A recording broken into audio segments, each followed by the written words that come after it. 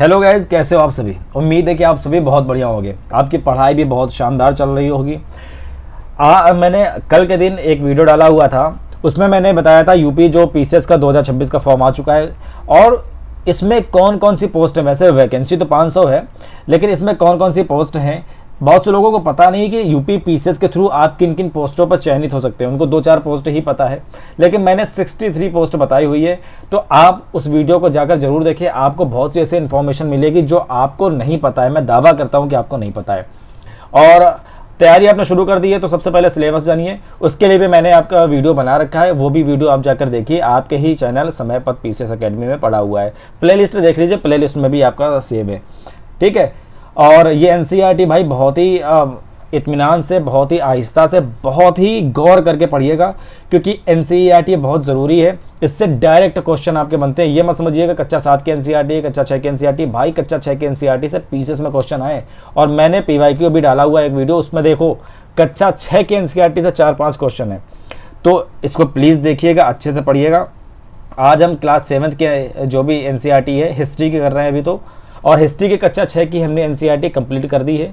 आप जाकर के उसको शुरू कीजिए, पढ़िए। आज हम कक्षा 7 की एनसीईआरटी करेंगे, और हमने क्लास 7 की एनसीईआरटी का भी जो चैप्टर पहला है वो हमने कंप्लीट कर रखा है। आपने अभी तक नहीं देखा है तो प्लीज़ जाकर के इसको भी देखिए। आज हम चैप्टर दूसरा शुरू करेंगे, ठीक है। और अभी तक आप अगर इस चैनल पर नए हैं तो चैनल को सब्सक्राइब कर लीजिए, और बहुत ही इत्मीनान से अच्छे से हम एक एक करके एक एक लाइन पढ़ेंगे और समझते चलेंगे। तो आप बिल्कुल भी परेशान मत होइएगा। हम अपना चैप्टर अब शुरू करते हैं बिना किसी देरी के, ठीक है, क्योंकि आपका और हमारा दोनों का समय बहुत है कीमती। 6 दिसंबर को आपके पीसीएस का प्री है, तो प्लीज़ आप ध्यान रखिएगा और तैयारी शुरू कर दीजिए। समय बहुत अच्छा है और 500 वैकेंसी है, अच्छी पोस्ट है, ठीक है। तैयारी कीजिए। आपको एक सीट चाहिए, एक सीट से मतलब रखिए, जी जान से जुड़ जाइए। तो चलिए शुरू करते हैं। चैप्टर का नाम है नए राजा और उनके राज्य। आज हम इस चैप्टर को अच्छे से पढ़ेंगे। चलिए शुरू करते हैं। 7वीं शताब्दी के बाद कई राजवंशों का उदय हुआ। सॉरी, एक्चुअली मेरी थोड़ी सी तबीयत खराब है, फीवर रहा है, आप मेरी वॉइस से भी देख सकते हो। तो थोड़ा बहुत अगर डिस्टर्बेंस हो तो प्लीज़ उसको थोड़ा सा सहन कर लेना, बर्दाश्त कर लेना मुझे। और सॉरी फॉर दैट कि मैं, हो सकता है बीच में खांसी आ जाए, हो सकता है बीच में छींक आ जाए, तो अवॉइड करूंगा। हालांकि मैं कोशिश करूंगा कि वीडियो में ना आए, लेकिन इन केस आ जाए तो इसको प्लीज़ बर्दाश्त कर लीजिएगा, बिकॉज आप भी समझते हो मौसम चल रहा है ऐसा। 7वीं शताब्दी के बाद कई राजवंशों का उदय हुआ। मानचित्र 1 में उपमहाद्वीप के विभिन्न हिस्सों में 7वीं से 12वीं शताब्दी के बीच शासन करने वाले प्रमुख राजवंशों को दिखलाया गया है। ये रहा आपका मैप।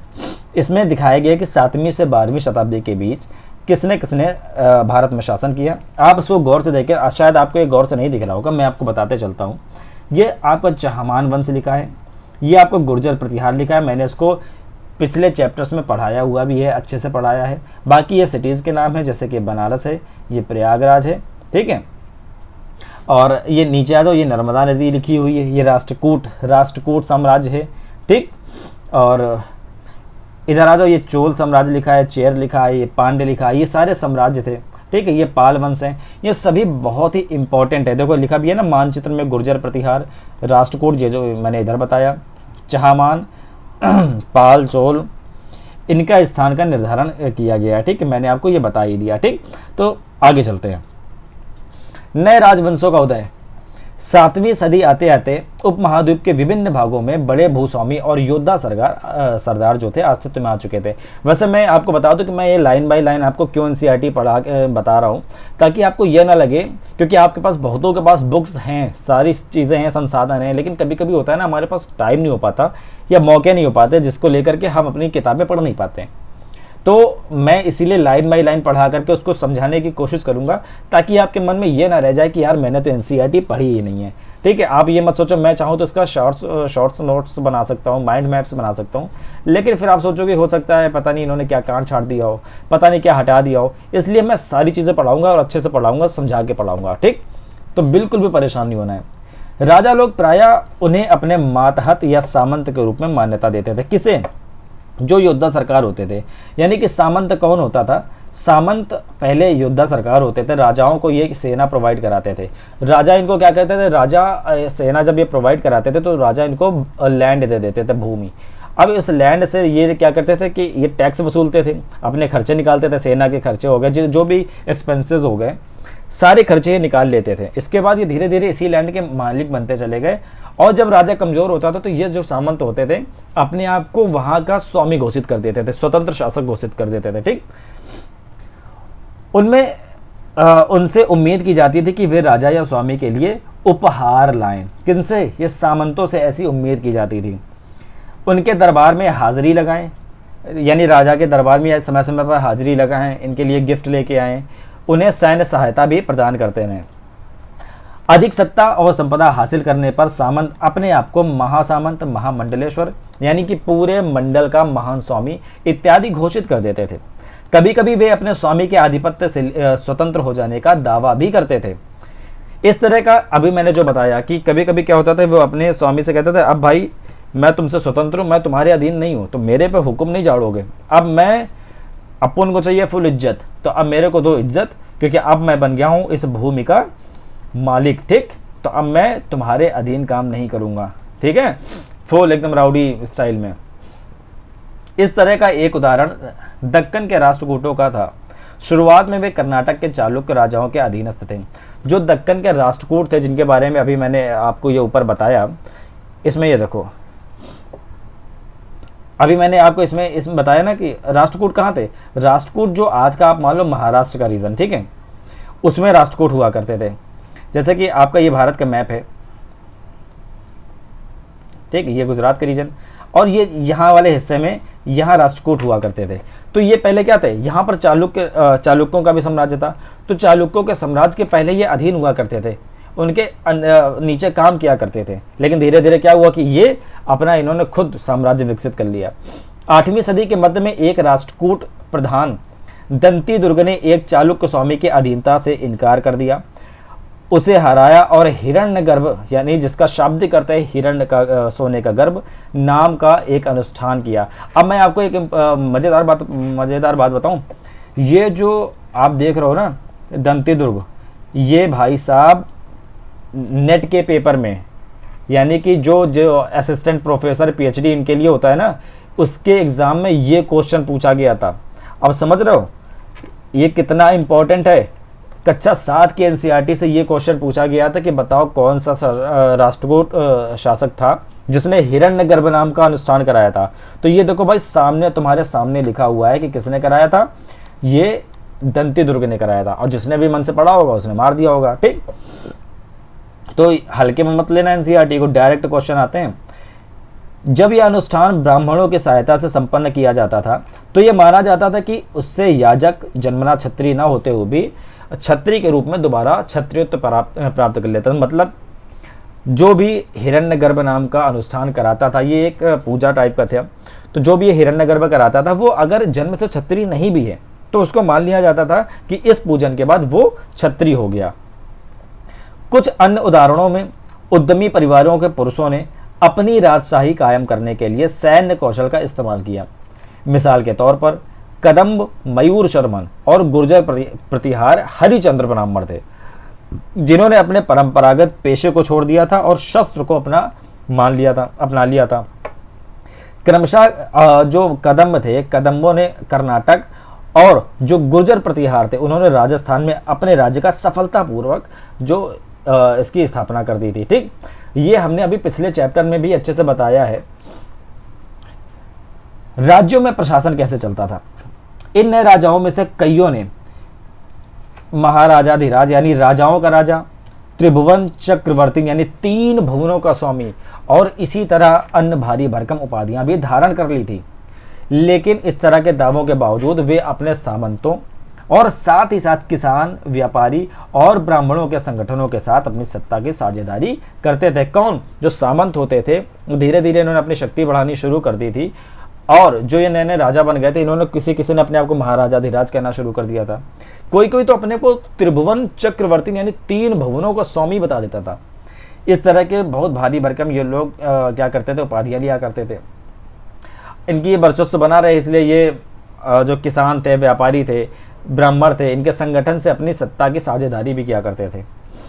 इन सभी राज्यों में उत्पादकों अर्थात किसानों, पशुपालकों, कारीगरों से संसाधन इकट्ठे किए जाते थे। इनको अक्सर अपने उत्पादों का एक हिस्सा त्यागने के लिए मनाया या बाध्य किया जाता था। इनसे कहा जाता था कि आपने जो भी उत्पादन किया है इसका एक हिस्सा आपको देना पड़ेगा, ठीक, मान गए तो ठीक, नहीं तो जबरदस्ती। कभी कभी इस हिस्से को लगान मानकर वसूला जाता था, क्योंकि प्राप्त करने वाला भूस्वामी होने का दावा करता था। राजस्व व्यापारियों से भी लिया जाता था, यानी कि टैक्स तो भैया राज्य चलाएंगे तो आपको टैक्स तो देना ही देना होगा, चाहे वो किसान हो, चाहे वो व्यापारी हो, चाहे वो जो भी हो, प्यार से दे दोगे ठीक है, अदरवाइज दूसरा रास्ता तो सबके पास था, ठीक। ये संसाधन राजा की व्यवस्था का वित्तीय आधार बनते थे। साथ ही मंदिरों और दुर्गों के निर्माण में भी इस्तेमाल होते थे, यानी कि जो इनसे टैक्स वैक्स वसूल करते थे, ये राजा के जो फाइनेंशियल सिस्टम था उसको तो बनाते ही बनाते थे, फाइनेंशियल बेस को इस्टेब्लिश करते थे, यानी जो भी राजा का खर्चा होता था। साथ ही मंदिरों और मठ को बनाने में भी ये पैसों का उपयोग किया जाता था।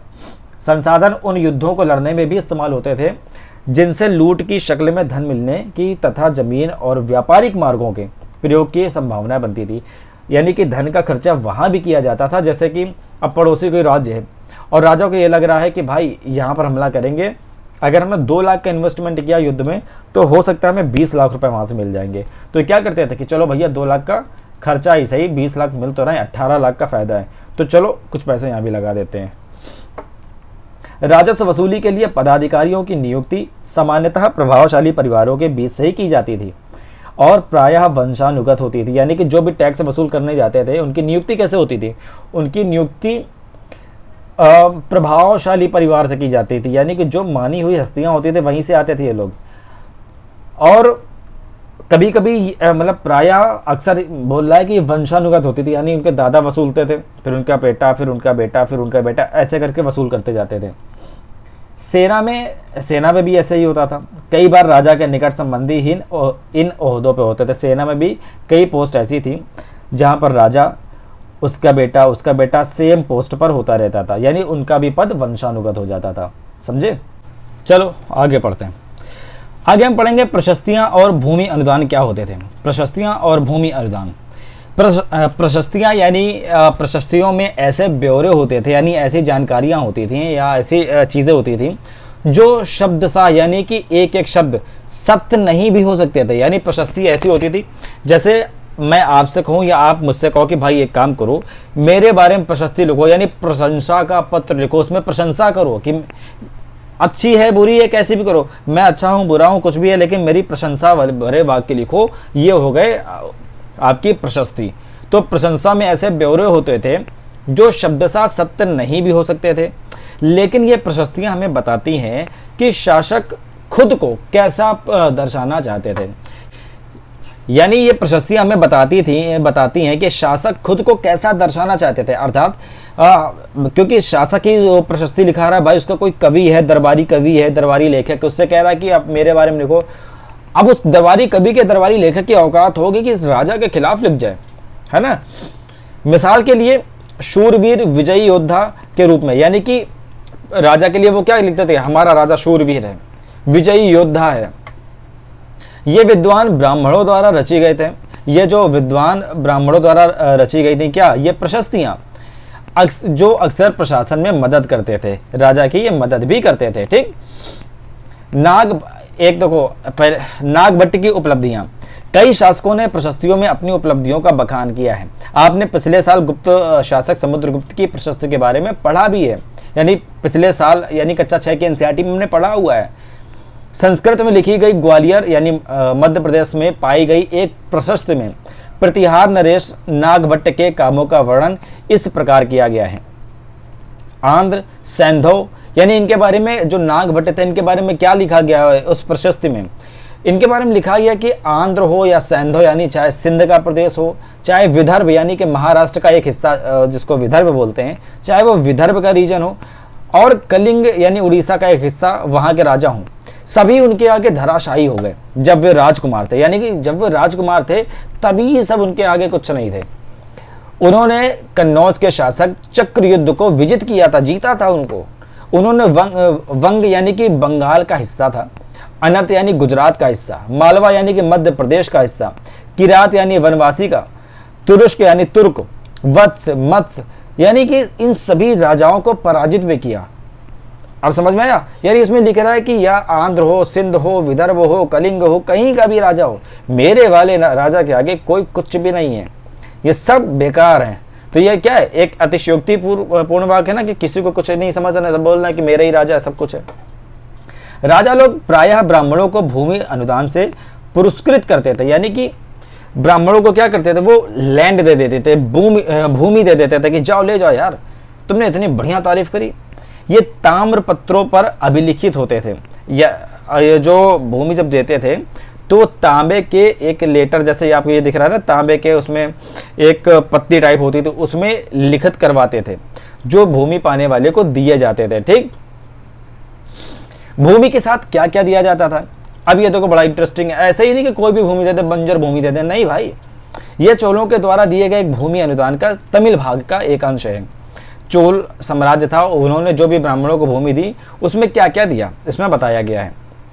वो कह रहे हैं कि हमने मिट्टी की मेड़े बनाकर, जो मिट्टी की मेड़े क्या होती हैं, आपका ये खेत है, ठीक है, दो खेतों के बीच में एक जो ये होती है ना पतली पतली से, इसको कहते हैं मेड़। हमने मिट्टी की मेड़े बनाकर, साथ ही कांटेदार झाड़ियां लगाकर, कांटेदार झाड़ियां यानी किनारे किनारे किनारे, ताकि कोई पशु इसके भीतर ना आए।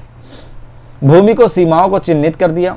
इस भूमि पर ये चीजें हैं, यानी इस भूमि जो हमने ये भूमि दी इसमें क्या क्या है, फलदार वृक्ष हैं, पानी है, भूमि है, बगीचे और फलोद्यान है, बगीचा है और फलों का भी बगीचा है, पेड़ हैं, कुएं हैं, खुली जगह है, चारागाह है, एक गांव भी है भाई, बांबी भी है, चबूतरे हैं, नहरें हैं, खाइयां हैं, नदियां हैं, दलदली जमीन भी है, हौज भी है, अन्नागार भी है, अन्नागार यानी कि जहां पर अन्न स्टोर किया जाता है, मछलियों के तालाब हैं, मधुमक्खियों के छत्ते भी हैं, शहद भी निकाल सकते हो मस्त एकदम, और गहरी झीलें भी हैं। यानी कि हमारी जो भूमि हम दे रहे हैं ऐसे ही नहीं है बंजर बंजर, अच्छी भूमि आपको दे रहे हैं। जिसे यह भूमि मिलती है वह इससे टैक्स की वसूली कर सकता था, वह न्यायाधिकारियों द्वारा जुर्माने के तौर पर लगाए गए टैक्स वसूल कर सकता है। पान के पत्तों पर भी, जो पान के जो पत्ते होते थे ना, उस पर भी लगने वाला जो टैक्स है, बुने हुए कपड़ों पर लगने वाला टैक्स है, साथ ही साथ वाहनों पर जो लगने वाला टैक्स है, ये सारे वो वसूल कर सकता है जिसको ये भूमि मिली हुई है। वह पक्की ईंटों के बने ऊपरी माले पर बड़े कमरे बनवा सकता है, यानी कि वो पक्का बढ़िया एकदम घर वर बनवा सकता है। अच्छा क्यों? क्योंकि आप उसको बढ़िया टैक्स मिल रहा है भाई। बड़े और छोटे कुएं खुदवा सकता है, पेड़ और कांटेदार झाड़ियां लगवा सकता है, अगर जरूरी हो तो सिंचाई के लिए नहरें भी बनवा सकता है। उसे यह सुनिश्चित करना चाहिए कि पानी बर्बाद ना हो और तटबंधों का निर्माण हो। यानी वो कह रहे हैं कि देखो भाई, इसमें एक चीज़ तो आपको समझ में आनी चाहिए कि पानी बर्बाद ना हो, यानी उस समय भी, चोल काल में भी ये बोल रहे हैं कि अपने पानी का जो जल है इसका संचय करो, ठीक है, जल की एक बूंद भी वेस्ट ना जाए। इसके लिए जिनको हम भूमि दे रहे हैं वो भी अपने कदम उठा सकते हैं। उनको लग रहा है कि अगर हम ये नहरें खुदवा देंगे तो उन नहरों में जो भी पानी खराब हो जाता है, वेस्ट हो जाता है, उसको नहरों के थ्रू खेतों में पहुंचाएंगे, तो बिल्कुल बनवाओ, इसमें कोई परेशानी नहीं है। आगे कह रहा है 12वीं शताब्दी में एक वृहत संस्कृत काव्य भी रचा गया। वृहत संस्कृत काव्य यानी कि बड़ा एक संस्कृत का काव्य भी रचा गया, जिसमें कश्मीर पर शासन करने वाले राजाओं का इतिहास दर्ज है। ठीक, इसे कल्हड़ नाम के एक रचनाकार द्वारा रचा गया था। किसने रचित किया था? कल्हड़ ने। क्या रचित किया था? कश्मीर के इतिहास की पुस्तक, कश्मीर के वहां के राजाओं का इतिहास दर्ज किया था उन्होंने। कल्हड़ ने अपना वृत्तांत यानी जो भी बातें उन्होंने लिखी उसके लिखने के लिए कई शिलालेखों को पढ़ा, दस्तावेजों को खंगाला, प्रत्यक्षदर्शी यानी जो उस समय थे उनसे भी बातचीत करी, तो उनके वर्णन और पहले के इतिहासों समेत अनेक तरह के स्रोतों का इस्तेमाल किया। यानी ऐसा ही नहीं खाली पीली उठा के मुंह लिख दिया कि भाई आज मेरा मन है कुछ लिखने का, चलो आज एक बुक लिखते हैं कि पहले के राजा कैसे थे, पहले क्या थे, मैंने ही सब कुछ लिख दिया। नहीं, अच्छी तरीके से उन्होंने उस समय के इतिहास के बारे में जाना, परखा, दस्तावेज निकाले, लोगों से बातचीत करी और फिर जो फाइनली कंक्लूजन था उसको उन्होंने लिखा। ठीक, जो प्रशस्तियों के लेखकों से भिन्न प्रशस्ति के लेकर क्या करते थे, अपने राजाओं की तारीफ पे तारीफ करते थे, झूठी ही तारीफ कर रहे हैं। लेकिन इन्होंने, कल्लर ने क्या किया, अक्सर शासकों और उनकी नीतियों के बारे में आलोचनात्मक रुख दिखलाते थे, बुराई मतलब आलोचना करते थे कि भाई इन्होंने ये जो पॉलिसी लाई, जो भी पॉलिसी लाई, इस पॉलिसी मैं इसकी आलोचना करता हूँ, ये ठीक नहीं है। इसीलिए 12वीं सदी के लिए ये असाधारण ग्रंथ है। ठीक है, एक अपवाद हो गया ना भाई। धन के लिए युद्ध, आपने ये गौर किया होगा कि इनमें से प्रत्येक शासक राजवंश का आधार कोई क्षेत्र विशेष था, यानी कि हर राजा किसी क्षेत्र विशेष से संबंधित था। वे दूसरे क्षेत्रों पर नियंत्रण करने का प्रयास करते रहते थे। एक विशेष रूप से वांछनीय क्षेत्र था गंगा घाटी में कन्नौज का नगर। कन्नौज यानी यही कन्नौज जो कानपुर के पास वाला है। गुर्जर प्रतिहार, राष्ट्रकूट और पाल वंशों के शासक सदियों तक इस कन्नौज के ऊपर नियंत्रण को लेकर आपस में लड़ते रहे। देख रहे हो, ये जो कन्नौज है भाई यूपी में, अगर मैं ये मैप में दिखाऊं, ठीक है, तो यहाँ जो कन्नौज है, तो इस कन्नौज में यहाँ बंगाल के इधर जो पाल राजा थे, राष्ट्रकूट राजा जो इधर महाराष्ट्र के रीजन में थे, और जो गुर्जर प्रतिहार थे वो राजस्थान के इधर, ये तीनों इस पर आक्रमण करने के लिए, इसको अपने अंदर हथियाने के लिए आपस में लड़ते रहते थे। क्यों? क्योंकि ये कन्नौज कुछ तो खासियत रखता होगा। खासियत क्या रखता है, ये अभी यही पुस्तक बताएगी। चूंकि इस लंबी चली लड़ाई में तीन पक्ष थे ना, एक ये गुर्जर प्रतिहार, एक ये पाल और एक ये राष्ट्रकूट, तीन पक्ष हो गए। तीन पक्ष होने के कारण इसे कहा गया त्रिपक्षीय संघर्ष। त्रिपक्षीय संघर्ष, ठीक, यानी तीन पक्षों का लड़ाई, संघर्ष। जैसा कि हम देखेंगे, शासकों ने बड़े मंदिरों का निर्माण करवाकर अपनी सत्ता और संसाधनों का प्रदर्शन करने का प्रयास किया। यानी जो शासक होते थे वो बड़े बड़े भव्य मंदिर बनाते थे। जिस राज्य में जितना भव्य मंदिर, उस राज्य के राजा यानी कि उतना ही वैभवशाली, उतना ही समृद्धशाली, उतना ही पावरफुल। इसलिए जब वे एक दूसरे के राज्यों पर आक्रमण करते थे तो वो मंदिरों को ही पहले टारगेट करते थे, जो कभी कभी बहुत अधिक संपन्न होते थे। आप अध्याय 5 में इसके बारे में और ज्यादा पढ़ेंगे। अफगानिस्तान के गजनी का सुल्तान जो था महमूद, यानी महमूद गजनवी, ऐसे शासकों में सबसे प्रसिद्ध है। कैसे शासकों में? जो मंदिरों पर आक्रमण करता था। उसने 997 से 1030 तक शासन किया और अपने नियंत्रण का विस्तार मध्य एशिया के भागों, ईरान उपमहाद्वीप के उत्तर पश्चिमी हिस्से तक किया। उत्तर पश्चिमी यानी कि भारत का, अगर मैं माफ कीजिए मैं सिंबल बना रहा हूं, मान लो ये भारत है तो ये उत्तर पश्चिमी का हिस्सा, ठीक। वह लगभग हर साल उपमहाद्वीप पर हमला करता था। वो हर साल अपने भारत में हमला करता था। कौन? महमूद गजनवी। उसका निशाना कौन थे? संपन्न मंदिर थे, जिसमें गुजरात का सोमनाथ मंदिर भी शामिल है। आपने सुना ही होगा सोमनाथ मंदिर के बारे में, कितनी ही कहानी है, और नहीं सुना तो भाई आपको सुनना चाहिए, क्योंकि ये हमारी संस्कृत, हमारी सभ्यता पे इसने एक तरीके से हमला किया था। और यही सोमनाथ मंदिर जो गुजरात में है, और बाद में आगे चलकर इसको वल्लभ भाई पटेल इसको फाइनली इसको रिनोवेट कराते हैं, पुनर्निर्माण करवाते हैं। महमूद जो धन उठा ले गया, उसका बहुत बड़ा हिस्सा गजनी में, यानी जहां वो रहता था, एक वैभवशाली राजधानी के निर्माण में खर्च हो गया। आज भी अभी आप गजनी देखो ना, ये यूट्यूब पर डाल के देखा करो, बहुत से लोग व्लॉगिंग करते हैं, उसको देखो, इतना खास नहीं गजनी, एकदम भाई कुछ नहीं है गजनी में।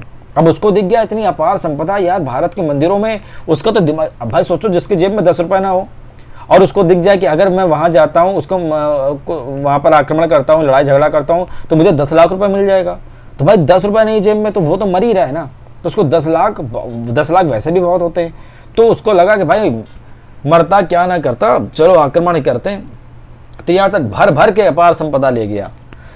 सुल्तान महमूद अपने द्वारा जीते गए लोगों के बारे में कई बातें जानना चाहता था। उसने अल बरूनी नाम के एक विद्वान को इस उपमहाद्वीप का लेखा जोखा लिखने का काम सौंपा कि भाई जाओ और वहाँ के लोगों के बारे में जानो, लोग कैसे हैं, क्या करते हैं, किस तरह से रहते हैं। अरबी में लिखी गई उसकी कृति, यानी अल बरूनी ने अरबी भाषा में एक अपनी रचना लिखी, कृति लिखी, किताब लिखी। उस किताब का नाम था किताब उल हिंद। आज भी इतिहासकारों के लिए एक महत्वपूर्ण स्रोत है। अल बरूनी ने इसे तैयार करने के लिए संस्कृत के विद्वानों से भी परामर्श किया था। ऐसा ही नहीं कि उसने ऐसे ही लिख दिया, अच्छे से बातचीत करके संस्कृत के विद्वानों से भी विमर्श करके तब उसने लिखा था। युद्ध करने वाले दूसरे राजाओं में चहमान भी थे। चहमान यानी कि आगे चलकर इन्हीं को चौहान कहा जाने लगा। बड़े ही पराक्रमी थे पृथ्वीराज चहमान, मैंने नाम तो सुना ही होगा। ये चहमान भाई, जो चौहान लोग हैं भी, तो जानो अपना इतिहास भाई, बड़े शूरवीर रहे हैं ये, और इनसे अच्छे अच्छे डरा भी करते थे, जो बाद में चौहान के रूप में जाने जाने लगे। ये दिल्ली और अजमेर के आसपास के जो रीजन था इस पर शासन करते थे। इन्होंने पश्चिम और पूर्व की ओर अपने नियंत्रण क्षेत्र का विस्तार करना चाहा। यानी ये अगर दिल्ली है तो इन्होंने सोचा कि चलो भाई इधर भी, यानी कि जो भी राजस्थान पंजाब इधर वाला इलाका है, इधर भी हमला करते हैं, और पूर्व की ओर भी, इधर भी, यानी उत्तर प्रदेश बिहार की तरफ भी, चलो इधर भी हमला करते हैं। ठीक, जहां उन्होंने गुजरात के चालुक्यों, पश्चिमी उत्तर प्रदेश के गढ़ वालों से टक्कर लेनी पड़ी। अब गुजरात में भाई जब पहुंचे तो वहां चालुक्य थे, गुजरात के चालुक्य।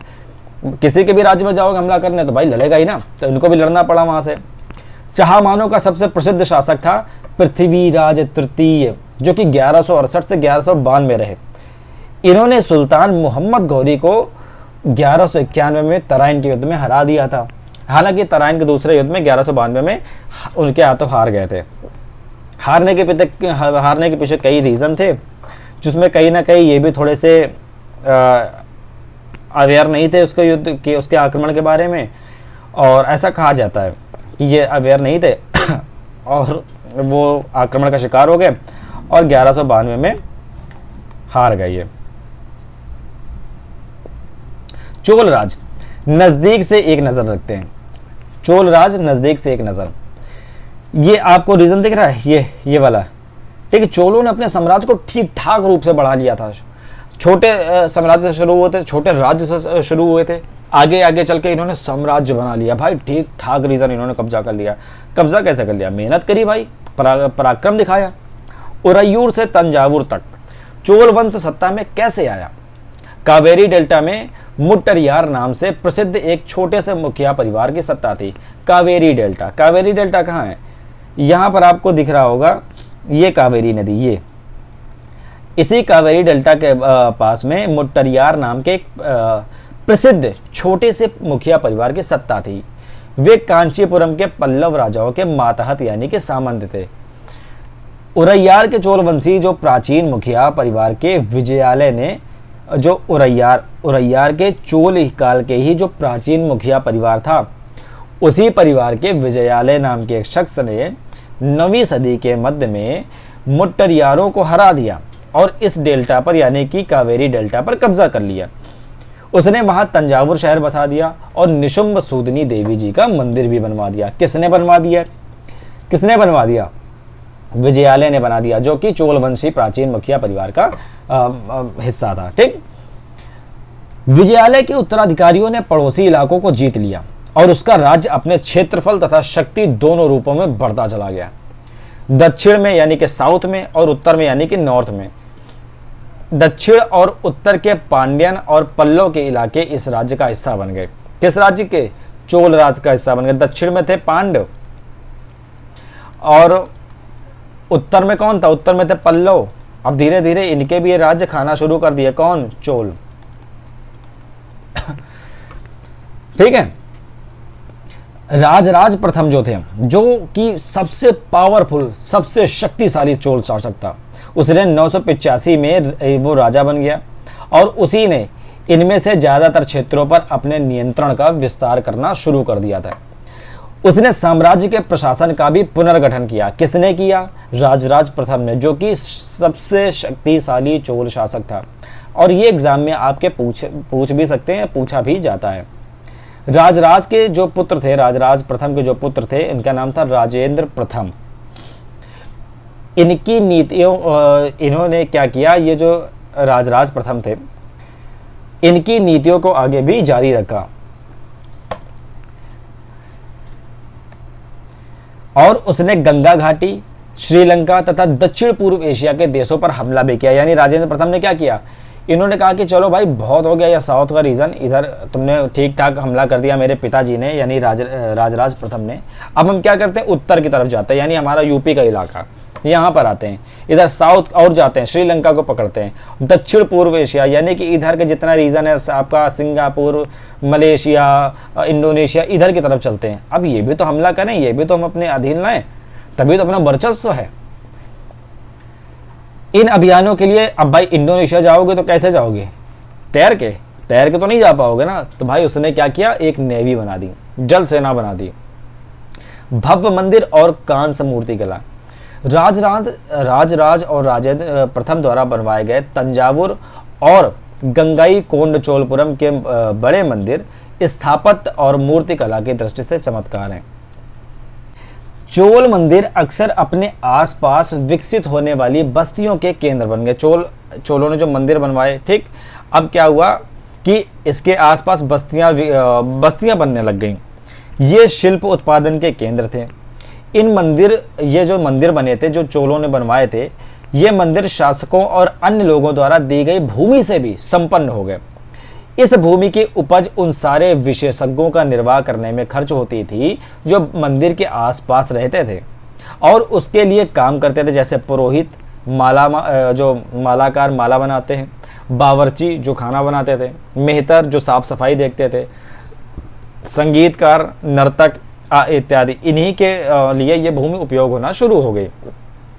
दूसरे शब्दों में मंदिर सिर्फ पूजा आराधना के स्थान नहीं थे, वे आर्थिक, सामाजिक और सांस्कृतिक जीवन के भी केंद्र थे। यानी ऐसा नहीं कि मंदिर बनवा दिया तो इसका मतलब ये है कि नहीं भाई वो राजा बड़ा आस्थावान था, लेकिन मंदिर बनवाने के पीछे भाई इसकी आप भी आज भी देखोगे, जब मंदिर बने तो वहां पर ऐसा नहीं कि केवल मंदिर में चढ़ावा ही चढ़ता है। भाई मंदिर में फूल आ रहा है तो वो माली बना रहा है, कहीं ना कहीं किसी को काम मिल रहा है। जो कपड़े भगवान को सजाए जा रहे हैं वो कहीं ना कहीं कपड़े वालों को काम मिल रहा है। दूध आ रहा है, दूध की बिक्री हो रही है। प्रसाद बन रहा है तो प्रसाद वालों की बिक्री हो रही है। कितने लोगों को सोचो उसमें काम मिलता है, तो उससे हमारा इकोनॉमी चलती है ना, यानी आर्थिक सिस्टम चलता है। समाज के भी बहुत से जो भी लोग होते हैं, हिस्से होते हैं, उससे कनेक्ट होते हैं। जैसे पुरोहित समाज है, जब माली समाज है ना। माली समाज मतलब मैं किसी जाति को संबोधित नहीं कर रहा हूँ, ये मैं बता रहा हूँ कि जो भी वर्ग होता है, जो जिनके लिए हमारे जो काम डिवाइड किए गए हैं उनकी बात कर रहा हूँ। और सांस्कृतिक जीवन, यानी कि सांस्कृतिक जीवन तो आप जानते हो कि हमारी संस्कृति का बेस ही है ना, ये धर्म। मंदिर के साथ जुड़े हुए जो शिल्पों में सबसे विशिष्ट क्या था, सबसे स्पेशल क्या था, ये थे कांस्य प्रतिमाएं बनाने का काम। चोल कांस्य प्रतिमाएं संसार की सबसे उत्कृष्ट यानी सबसे बेहतर कांस्य प्रतिमाओं में गिनी जाती है। जो चोल काल में कांस्य प्रतिमाएं बनाई जाती थी, कांस्य की मूर्तियां बनाई जाती थी, वो इस पूरे वर्ल्ड की सबसे अच्छी, सबसे बेहतरीन मूर्तियों में से एक होती थी। ज़्यादातर जो प्रतिमाएं होती थी देवी देवताओं की ही होती थी, लेकिन कुछ प्रतिमाएं भक्तों की भी बनाई गई हैं। ऐसा नहीं कि केवल देवी देवता की प्रतिमा, भक्तों की भी बनाई गई। आप ये प्रतिमा देख रहे हो, ये कांस्य की बनी होती थी और देखो कितनी सुंदर, एक एक इसका पूरा डिज़ाइन देखो कि मतलब अगर इनका मुकुट बनाया गया तो मुकुट में कितना बारीक काम किया गया, कानों के कुंडल भी कितने बेहतरीन है, हाथ का बाजूबंद देखो कितना बेहतरीन है। तो किस तरह से मूर्तियां बनाते थे, इसीलिए तो भाई वर्ल्ड की टॉप जो भी कांस्य प्रतिमाएं हैं, कांस्य की मूर्तियां, उनमें गिने जाता है। कृषि और सिंचाई, चोलों की यानी चोल साम्राज्य में जो राजा था, चोल राजा, उनकी कई उपलब्धियां कृषि में हुए नए विकासों के माध्यम से भी संभव हुई हैं। मानचित्र 2 देखिए, गौर कीजिए कि कावेरी नदी बंगाल की खाड़ी में मिलने से पहले कई छोटी छोटी शाखाओं में बट जाती है। यानी यहाँ पर जो कावेरी नदी है, इस जगह यहाँ पर बंगाल की खाड़ी में जब मिल रही है तो यहाँ पर कई शाखाओं में भी बढ़ती है। मतलब जैसे गंगा नदी है ना, उसकी कई सहायक नदी है। देखो मैं ऐसे समझाता हूँ, वो तो मैंने सहायक नदी इसमें बता दी। जैसे कह रहा है कि जब कावेरी नदी यहाँ पर समुद्र में मिलती है, मैं इसको नीला करता हूँ नदी को, इसको थोड़ा सा बड़ा भी कर लेता हूँ, ठीक है, ताकि आपको ज़्यादा समझ में आए। ये जब कावेरी नदी यहाँ पर मिलती है, ये बंगाल की खाड़ी में, तो क्या करती है, बंगाल की खाड़ी में मिलने से पहले यहाँ पर, यही मिलने से ठीक पहले कई शाखाओं में बढ़ जाती है। यानी कि कई तरीके से इसकी वितरिकाएं हो जाती हैं। ये शाखाएं पहली बार पानी उलीचती हैं, जिससे किनारों पर उपजाऊ मिट्टी जमा हो जाती है। शाखाओं का जो पानी है कृषि विशेषता चावल की खेती के लिए आवश्यक आर्द्रता भी मुहैया कराता है। यानी जो नदियां हैं समुद्र में मिलने से पहले कई शाखाओं में बढ़ती हैं, जब शाखाओं में बढ़ती हैं तो इसका जो पानी है अपने साथ साथ नदी की मिट्टी भी बाहर लाता है, जो बड़ी उपजाऊ मिट्टी होती है और उसमें चावल की खेती अच्छी खासी वहाँ पर हो जाती थी। हालांकि तमिलनाडु के दो दूसरे हिस्सों में कृषि पहले ही विकसित हो चुकी थी, पर 5वीं या 6ठी सदी में आकर ही उस इलाके में बड़े पैमाने पर खेती शुरू हो गई। कुछ इलाकों में जंगलों को साफ किया जाना था और कुछ दूसरे इलाकों में जमीन को समतल किया जाना था। डेल्टा क्षेत्रों में बाढ़ को रोकने के लिए तटबंध बनाए जाने थे और पानी को जो पानी था उसको खेतों तक ले जाने के लिए नहरों का निर्माण होता था। यानी जैसे आप आज भी देखो क्या होता है, एक बांध बनाया जाता है, पानी रोका जाता है, जल स्टोर किया जाता है, तटबंध बनाए जाते हैं, फिर उससे क्या होता है खेतों में पानी कैसे पहुंचाया जाता है, नहरें बना दी जाती हैं। अगर वहाँ पर नदियाँ नहीं है तो आर्टिफिशियल रिवर बना दी जाती है, नहरें, उससे पानी पहुँचाया जाता है। ऐसा ही पहले भी हुआ, उस समय में भी कई क्षेत्रों में एक साल में 2 फसलें उगाई जाने शुरू हो गई थी। एक साल में 2 फसलें, जैसे आज भी देखते हो अपने यहाँ क्या होता है, एक साल में रबी की फसल यानी कि गेहूँ उगाया जाता है, उसी में फिर गर्मियों के मौसम में खरबूजा और ये आपके तरबूज ये सब उगा दिए जाते हैं, ककड़ी खीरा, फिर बाद में धान बो दिए जाते हैं, तो 2-3 फसलें उगा दी जाती हैं। तो ऐसे ही पहले क्या हुआ कि 2 फसलें उगाई जाने लगी थी। ये आप देखो ये चीज़ क्या है, ये चीज़ ये बड़ा ही इंपॉर्टेंट है एग्जाम के लिए। 9वीं शताब्दी तमिलनाडु का एक जलद्वार है। हौज से नदी की शाखाओं में पानी के प्रवाह को इसके जरिए नियंत्रित किया जाता था। यानी कि हौज से नदी की शाखाओं में जो पानी का प्रवाह होता था इससे कंट्रोल किया जाता था भाई। इस पानी से खेत सींचे जाते थे। जो जल द्वार होते थे पारंपरिक रूप से एक लकड़ी या धातु बाधा है, यानी धातु या लकड़ी से बनाया गया जो पानी को रोकता था, जो आमतौर पर पानी के स्तर को नियंत्रित और नदियों और नहरों में दर प्रवाह को संचालित करता है। ठीक है, तो इससे क्या होता था, इसके जरिए पानी के प्रवाह को नियंत्रित कंट्रोल किया जाता था। कई जगहों पर फसलों की सिंचाई कृत्रिम रूप से करना जरूरी है। कृत्रिम यानी कि आर्टिफिशियल रूप से कई जगहों पर फसलों की सिंचाई के लिए आर्टिफिशियल तरीका भी अपनाया जाता था। सिंचाई के लिए कई पद्धतियां अपनाई जाती थी। कुछ इलाकों में कुएं खोदे गए, कुछ अन्य जगहों पर बारिश के पानी को इकट्ठा कर लिया जाता था और उसके लिए विशाल मतलब बड़े बड़े तालाब बना दिए जाते थे। आपको याद रहे कि सिंचाई के काम में जो योजना की मतलब आप कोई भी सिंचाई का काम करते हो उसके लिए आपको प्लान बनाना होता है। ठीक है, तो उसके लिए योजना की ज़रूरत होती है। जैसे श्रम और संसाधनों को व्यवस्थित करना। आप भाई कोई काम करने जाते हो तो क्या करते हो, सबसे प्लान बनाते हो ना कि क्या क्या करें, स्ट्रेटजी बनाते हो। तो जब सिंचाई का काम की योजना बनाया तो क्या योजना बनाया कि भाई मजदूर अच्छे होने चाहिए और संसाधनों को अच्छे तरीके से व्यवस्थित करो। पहले इन कामों की देख रेख करना और यह तय करना कि पानी का बंटवारा कैसे किया जाए। भाई काम कैसे करेंगे, मजदूर लाओ, किससे करेंगे, हसिया जो भी फावड़ा है या जो भी आपने जेसीबी बुला दी आज के ज़माने में। तो जैसे जैसे जो किया सब कुछ हो गया, फिर ये प्लान बनाया कि चलो भाई पानी तो अगर निकल आया, वाटर मिल गया, तो इसका डिस्ट्रीब्यूशन कैसे करेंगे कि ताकि हमारे बीच में लड़ाई ना हो। तो ये सभी बैठ के आराम से बात की जाती थी। ज़्यादातर नए शासकों साथ ही साथ गांवों में रहने वाले लोगों ने इन गतिविधियों में सक्रिय रूप से, बिल्कुल एक्टिव रूप से दिलचस्पी दिखाई कि भाई हम बिल्कुल साथ हैं, भाई परेशान मत हो, है ना। राज्य का प्रशासन किस प्रकार संगठित था। किसानों की बस्तियां जो उर कहलाती थी सिंचित खेती के साथ साथ बहुत समृद्ध हो गई थी। यानी उर, ये शब्द याद रखना, ये एग्जाम में आ जाता है मेरे भाई। ठीक है, उसको नोट डाउन कर लो या तो स्क्रीनशॉट ले लेना। जो किसानों की बस्तियां थी, उर किसे कहते हैं, उर कहते हैं किसानों की बस्तियां। ठीक है, बस्तियां। उस तरह के गांवों के सिंचाई जो उर थी, किसानों की बस्तियां थी, सिंचित खेती के साथ बहुत समृद्ध हो गई थी ये उर।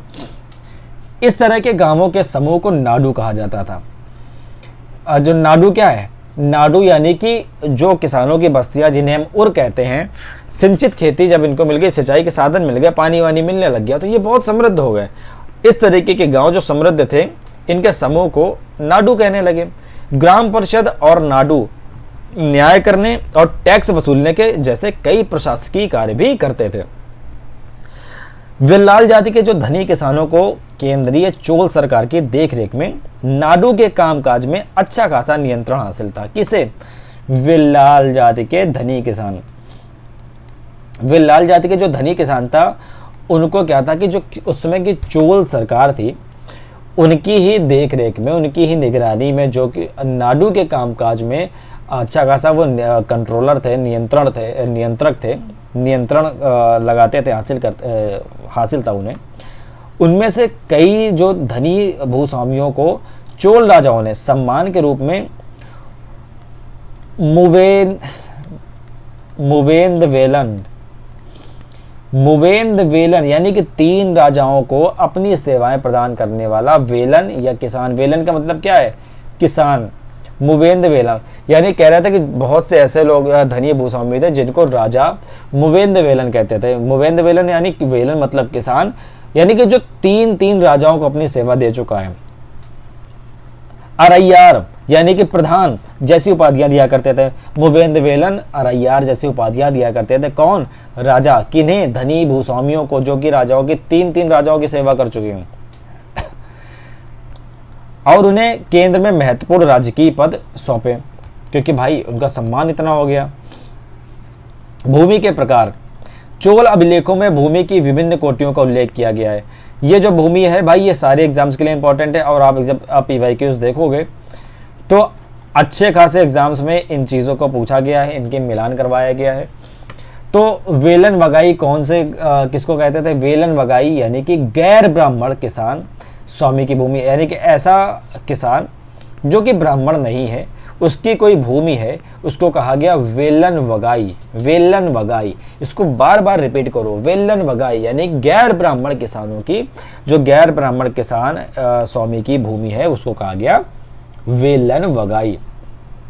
अगला है ब्रह्मदेय। ब्रह्मदेय वो भूमि होती थी जो कि ब्राह्मणों को गिफ्ट में दे दी जाती थी, उपहार में दे दी जाती थी। तो ये तो आसान है। ब्रह्मदेय, ब्रह्म और ब्राह्मण दोनों में ब्रह्म आ रहा है, तो यानी ब्रह्मदेय वो भूमि होती थी जो ब्राह्मणों को गिफ्ट में दे दी जाती थी। अगला है शाला भोग। शाला भोग यानी किसी विद्यालय के रखरखाव के लिए जो भूमि दे दी जाती थी, उसको कहते थे शाला भोग भूमि। देवदान या तिरुनमट्टुकनी।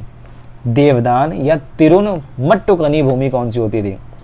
देवदान आप समझ में आ रहा होगा, जो मंदिर को गिफ्ट कर दी जाती थी कि भाई ठीक है, इसमें ये मंदिर के लिए मैंने दान कर दी।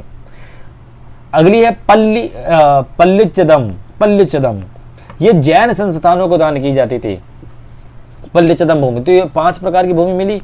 एक विल्लन वगाई, दूसरी ब्रह्मदेय, तीसरी शाला भोग, अगली देवदान, और ये पल्लिचदम। और ये भाई याद कर लो, बिल्कुल याद कर लो, ये एग्जाम में, बड़े बड़े एग्जाम में पूछे जाते हैं ये चीज़ें, और आप वहीं से फिसल जाते हो। क्यों? क्योंकि आपने भैया कच्चा 6 कच्चा 7 की NCERT ही नहीं अच्छे से पढ़ी है। हमने देखा है कि ब्राह्मणों को समय समय पर भूमि अनुदान या ब्रह्मदेय प्राप्त हुआ, यानी कि ब्रह्मदेय अभी मैंने बताया कि जो भूमि ब्राह्मणों को दे दी जाती थी। परिणाम स्वरूप कावेरी डेल्टा यानी कावेरी घाटी और दक्षिण भारत में दूसरे हिस्सों में ढेरों ब्राह्मण बस्तियां अस्तित्व में आ गईं। प्रत्येक ब्रह्मदेय की देखरेख प्रमुख ब्राह्मण भूस्वामियों की एक सभा द्वारा किया जाता था। जो ब्रह्मदेय होती थी, यानी कि जो ब्राह्मण को भूमि गिफ्ट कर दी जाती थी, इसकी देखरेख भी तो जरूरी है। तो देखरेख के लिए क्या किया गया? देखरेख प्रमुख जो ब्राह्मण भूस्वामियों की एक सभा होती थी, वो करती थी। ये सभाएं बहुत कुशलता पूर्वक काम करती थी, यानी बहुत अच्छे से काम करती थी। इनके जो निर्णय होते थे, डिसीजंस होते थे, शिलालेखों में प्रायः मंदिरों की पत्थर की दीवार हैं, उस पर ब्यौरेवार यानी कि एक डिटेल्ड वे में दर्ज किए जाते थे। नगरम के नाम से ज्ञात व्यापारियों के संघ भी, नगरम क्या है? नगरम है व्यापारियों का संघ, व्यापारियों का संघ। तो नगरम के नाम से जो ज्ञात है व्यापारियों का संघ भी अक्सर शहरों में प्रशासनिक कार्य संपादन करते थे, यानी शहरों में वो एडमिनिस्ट्रेटिव वर्क भी करते थे। कौन? नगरम। तमिलनाडु के चिंगलपुट जिले के उत्तर मेरूर से प्राप्त। कहाँ से प्राप्त? उत्तर मेरूर। ये इंपॉर्टेंट। क्या अभिलेख? उससे क्या बात स्वीकार मिली? उससे, उस अभिलेख से इस बात का सविस्तार वर्णन है कि ब्राह्मणों की सभा का संगठन कैसा था। यानी कि आप अगर जानना चाहते हो कि ब्राह्मणों की जो सभा थी उसका संगठन कैसा था, तो वो उत्तर मेरूर अभिलेख से जानने को मिलता है, जो चिंगलपुट जिले में मिला है तमिलनाडु के। उसमें क्या जानने को मिला? सिंचाई के कामकाज, बाग बगीचों, मंदिरों इत्यादि की देख रेख के लिए सभा में विभिन्न समितियां होती थी। विभिन्न समितियां, जो आज भी आप सरकार देखोगे तो उसमें कई समितियां मिलती हैं, तो ये समितियां बनाते थे। इनमें सदस्य कौन होते थे? सदस्य वे लोग होते थे जो लोग योग्य होते थे। उसके नाम तालपत्र के छोटे टिकटों पर लिख दिए जाते थे और मिट्टी के बर्तन में रख दिए जाते थे, और किसी छोटे लड़के को हर समिति के लिए एक के बाद एक टिकट निकालने के लिए कहा जाता था। मतलब कि जो ब्राह्मणों की सभा थी उसका कार्य कैसे चलता था, संगठन कैसा था? वो लोग क्या करते थे, जो योग्य व्यक्ति हैं उस समिति का सदस्य बनने के लिए, ऐसा नहीं कि उनका सिस्टम है, उनके चाचा विधायक है तो कुछ भी हो जाएगा, नहीं भाई। क्या है कि आप अगर योग्य हो तो आपका नाम वो एक तांबे के पत्र में, ताल पत्र में लिख देते थे। उस ताल पत्र में, ठीक है, ताल पत्र में क्या होता है, उस ताल पत्र को एक छोटे टिकट पर लिख दिया जाता था। ताल पत्र के छोटे टिकट में नाम लिख दिया, आपका नाम है मान लीजिए कि अमित, तो अमित का नाम तालपत्र के एक छोटे टिकट पर लिख दिया गया। उसको क्या किया, मिट्टी के बर्तन में रख दिया और एक छोटे बच्चों को बुला के इधर आओ, अब तुम इसको निकालो, पर्ची निकालो भाई। जिसका पर्ची में नाम आ गया वो बन गया समिति का सदस्य। ऐसे बनाया जाता था। अभिलेख और लिखित सामग्री। उत्तर मेरूर अभिलेख के अनुसार सभा की सदस्यता के लिए इच्छुक लोगों को ऐसी भूमि का स्वामी होना चाहिए जहां से भू राजस्व वसूला जाता है। अब जो ब्राह्मणों की सभा थी, इसका संगठन कैसे चलता था, इसके लिए समिति बनाई जाती थी, और उस समिति का सदस्य कौन होता था, उसकी ये योग्यता है। सभा के, जैसे आप पीसीएस के फॉर्म बनने जाओगे तो आपकी एलिजिबिलिटी मांग रहे हैं ना, तो ऐसे ही उनकी भी योग्यता थी। वही बन सकता है जो कि ऐसी भूमि का मालिक है जहां से टैक्स वसूल रहे हो। ऐसा नहीं कि बंजर भूमि के मालिक हो, चले जाओगे, नहीं मेरे पास तो जमीन है, नहीं, टैक्स भी आ रहा हो वहां से। उसके पास अपना घर भी होना चाहिए, और उसकी उम्र जो है 35 से 70 के बीच होनी चाहिए। वेद का ज्ञान भी होना चाहिए, वेदों का ज्ञान। उन्हें प्रशासनिक मामलों की अच्छी जानकारी भी होनी चाहिए, और ईमानदार होना चाहिए। ईमानदार होना चाहिए, सबसे बड़ी बात भाई, ईमानदार होना चाहिए। आज के समय में सोचो अगर यही चीज़ें लागू कर दी जाएं कि विधायकी या सांसदीय वही लड़ेगा जिसके पास ये क्वालिफिकेशन है, तो कितने लोग बैठे मिलेंगे जो भी बैठे हैं। खैर, यदि कोई पिछले 3 सालों में किसी समिति का सदस्य रह चुका है तो वो किसी और समिति का सदस्य नहीं बन सकता। यानी 3 साल से अगर रह चुके हो तो और किसी समिति के सदस्य नहीं बनोगे। आज तो देख रहे हो, अपने आप ही ऐसा ही होना चाहिए कि 5 साल अगर एक टर्म आपका हो गया ना एमपी या एमएलए का, तो बस हो गया भैया, एक बार मंत्री बन चुके हो ना, दोबारा बस मत आओ।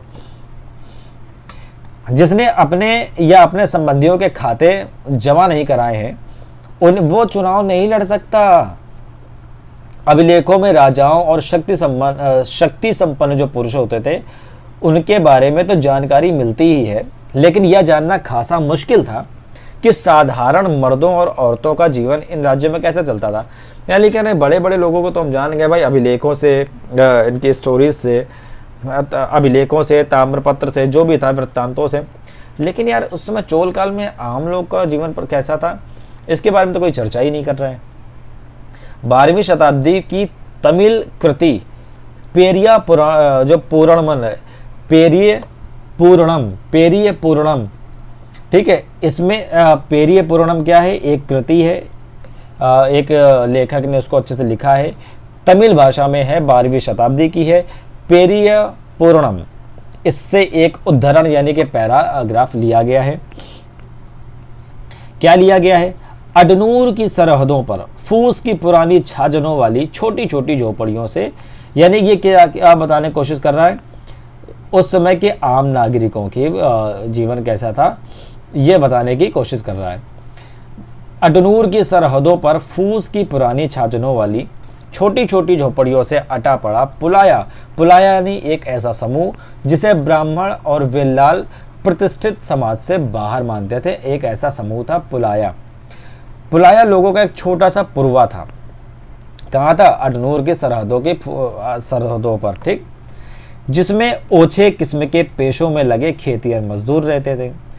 चमड़े की पट्टियों से घिरे हुए झोपड़ियों के अहातों में छोटे मुर्गियों के झुंडों में घूमते रहते थे। यानी पूरा वृत्तांत बता रहे कैसा झोपड़ी था, उनके आसपास मुर्गियां घूमती थी, बड़ी इतने पेड़ थे, गहरे रंग के बच्चे जो काले लोहे के कंगन पहने हुए थे, छोटे पिल्लों को उठाए उछलते चल रहे थे। जैसे आज भी नहीं होते हैं, आप किसी बस्ती में जाओ, मलिन बस्ती में जाओ, गरीब बस्ती में जाओ, तो क्या होता है, बेचारे बच्चे गरीब से जो होते हैं, जो अलग ही दिखते हैं, फटे फटे कपड़े, किसी पिल्ले को या कुत्ते के बच्चे को उठा घूम रहे होंगे, कोई बकरी का बच्चा उठा घूम रहा होगा, मुर्गियां वहाँ घूम रही होंगी। तो वही वृत्तांत बता रहे हैं। बारूदों पेड़ों की छाया में एक मजदूरनी ने अपने बच्चे को चमड़े की एक चादर पर सुला दिया। आम के पेड़ भी थे जिनकी शाखाओं पर नगाड़े लटके हुए थे, और नारियल के पेड़ों के नीचे जमीन में बने छोटे गड्ढों में छोटे सिरों वाली कुतिया पिल्लों को दूध पिलाने के बाद लेटी हुई थी। लाल कलगी वाले मुर्गों ने पौ फटने से पहले तगड़े पुलैयार यानी पुलाया का बहुवचन को दिन में के काम पर जाने की हाँक लगाते हुए बांग दे दी। यानी कि जो पुलाया लोग थे, पुलाया एक जाति समूह का मान लो नाम इन्होंने रखा है, और उनके बारे में बता रहे हैं कि वो भाई कैसे कैसे थे, कैसे वहाँ लेटे थे, कैसे वहाँ का सामाजिक माहौल था, और बड़े ही गरीब थे, एकदम जैसे प्रेमचंद की एकदम उपन्यास में नहीं लिखा होता है वैसे ही ये साहब है कोई। धान कूटती लहरदार बालों वाली पुलाया स्त्रियों के गाने की आवाज़ रोजाना कांजी वृक्ष की छाया में फैलती रहती थी। यानी वो वृत्तांत बता रहे हैं कि एकदम गरीब परिवार था, जो कि बेचारे रह रहे थे, कैसे भी खा पी रहे थे। उनकी औरत उनसे कह रहे थे भाई काम पे जाओ, वहाँ पे पिल्ले के बच्चे घूम रहे थे, ये वो, ठीक। यानी वो बता रहे हैं कि वहाँ का आम जो जनजीवन था बड़ा ही मतलब इतना सुखद नहीं था, बड़ा ही कष्टमय था और बड़ा ही संघर्षमय था। तांग वंश के युग का मतलब जो तांग वंश है उसके युग का चीन कैसा था। आपका चैप्टर हो गया है, अब इसमें कुछ अन्यत्र देता है ना एनसीईआरटी में, वो बता रहा है। और ये भी बड़ा इंपॉर्टेंट होता है भाई, पूछ लेता है। चीन में तांग राजवंश के तहत एक साम्राज्य स्थापित हुआ। चाइना में एक तांग राजवंश, तांग डायनेस्टी आई, उसके तहत एक साम्राज्य स्थापित हुआ जो लगभग 300 सालों तक यानी 7वीं से 10वीं सदी तक चलता रहा, सत्ता में रहा। इसकी राजधानी थी शियान। जो शियान था वो दुनिया का सबसे बड़े नगरों में से एक था, जहाँ तुर्की, ईरानी, भारतीय, जापानी, कोरियाई ये सभी आया जाया करते थे। चाइना शुरू से ही भाई टॉप पर। हमने आपको पहले बताया कि रेशम हो या आपका कागज़ हो जिस पे आप आज लिखते हो, ये सभी कहाँ मिला? चाइना मिला। और चाइना वाले इतने चतुर थे, बताते नहीं थे कि हमारे यहाँ रेशम में हमने कागज़ का ईजाद कर लिया, कागज़ कैसे बनाते, कुछ नहीं बताते थे। वो तो धीरे धीरे इनकी पोल खुलनी शुरू हो गई, भाई ऐसे बनाते हो, अच्छा टेक्नोलॉजी है। तांग साम्राज्य परीक्षा के माध्यम से नियुक्त की गई नौकरशाही द्वारा प्रशासित होता था। यानी परीक्षा होती थी, उससे आप नियुक्त हुए तो आपका जैसे आप पीसीएस में परीक्षा दिया, पास हुए तो ही आप एसडीएम बने, डीएसपी बने, या बाकी जो भी आज मैंने वो उस वीडियो में बताया, टोटल मिला 63 पोस्ट है, उसमें आपको चयनित किया। इन परीक्षाओं में हर इच्छुक व्यक्ति बैठ सकता था, किसी को कोई रोक टोक नहीं थी कि आप बैठो कि ना बैठो, सभी बैठ सकते हो। अधिकारियों के चयन की यह व्यवस्था कुछ बदलावों के साथ 1911 तक चलती रही। 1911 तक, सोचो 7वीं सदी से शुरू हुई थी, 1911 तक चलती रही, 20वीं सदी तक आ गई, ठीक है। तो भैया हमने आपका ये चैप्टर नंबर 2 कंप्लीट कर लिया। आई होप कि आपको समझ में आया ज़रूर होगा। नहीं आया तो भाई दोबारा देखना, आपका डाटा ही खर्चा होगा, समय खर्चा हो थोड़ा सा होगा, लेकिन बहुत कुछ पा ले जाओगे। और यकीन मानो ये क्वेश्चन, इस चैप्टर से क्वेश्चन इस बार के नेट पे एग्ज़ाम में आया है। जिन्होंने दिया उनसे पूछना कि हिरण्यगर्भ अनुष्ठान के बारे में आया था या नहीं आया था। अगर मैं झूठ बोल रहा हूँ तो आता है भाई, एनसीईआरटी आता है, कक्षा 6 कक्षा 7 की एनसीईआरटी को अच्छे से पढ़ो, उसके नोट्स बनाओ, बार बार रिवाइज करो, बार बार रिवाइज करो। ये कक्षा 6 कक्षा 7 मत सोचो, इसको एनसीईआरटी बेस है, न्यू है, इसको अच्छे से चाट डालो, ठीक है। और 6 दिसंबर की तैयारी में लगे रहो मेरे भाई। चैनल को सब्सक्राइब करो, अपने दोस्तों से भी कराओ, और इस चैनल को ज़्यादा बढ़ाओ और अपडेटेड रहो इस चैनल में। अभी आगे बहुत कुछ आने वाला है। तो चलो अब मिलते हैं अगले वीडियो में, तब तक आप अपना ख्याल रखिए। Thanks for watching. और मिलते हैं अगले वीडियो में। Bye bye, take care.